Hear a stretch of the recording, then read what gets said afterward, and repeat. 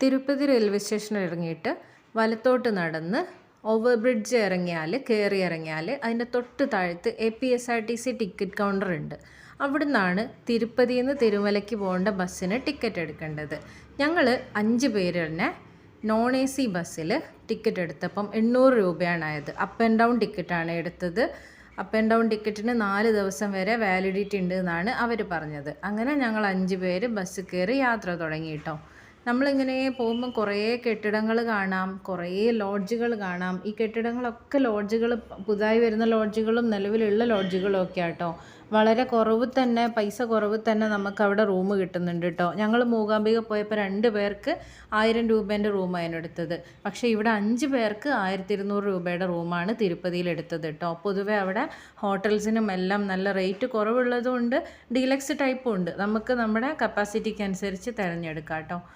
അങ്ങനെ പോയി നമ്മൾ ഇവിടെയൊക്കെ നല്ല വെയിലാണ് ഈ തിരുപ്പതിയിൽ. അങ്ങനെ ഒരു ബസ് സ്റ്റാൻഡിലേക്കാണ് എത്തുന്നത്.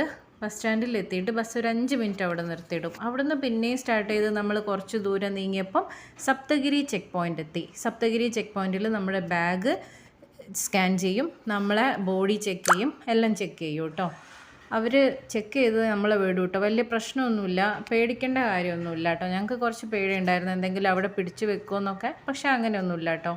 കുപ്പിവെള്ളം കൊണ്ടുപോകരുതെന്ന് അവർ പറയും. പക്ഷേ ഞങ്ങൾ അമ്പലത്തിൽ അവിടെ എത്തുന്ന ക്യൂവിൽ വരെ പലരുടെ അടുത്തും ഞങ്ങൾ ഈ കുപ്പി കണ്ടു കേട്ടോ. നമ്മൾ പോണ വഴിയിലെല്ലാം നല്ല കാഴ്ചകളാട്ടോ ഉള്ളത്. കുറേ മൊട്ടക്കുന്നുകളൊക്കെ കാണാൻ ഭയങ്കര ഭംഗിയുള്ള കാലാവസ്ഥയാട്ടോ. കാണാൻ നല്ല രസത്തിൽ ഇങ്ങനെ കുറേ സൈഡ് സീറ്റിൽ ഇരുന്നാൽ ആസ്വദിച്ച് പോവാട്ടോ. അങ്ങനെ പോയി വരും. അവിടെ എത്താനാവുമ്പോൾ അവിടുത്തെ സൈഡുകളിലൊക്കെ കുറേ ചെടികൾ, കൈതകൾ ഒക്കെ വെച്ച് പിടിപ്പിച്ചിട്ടുണ്ട്. അവിടെ എത്താനാവുന്ന ആ ഒരു ഫീലിങ്സ് നമുക്ക് കിട്ടും കേട്ടോ.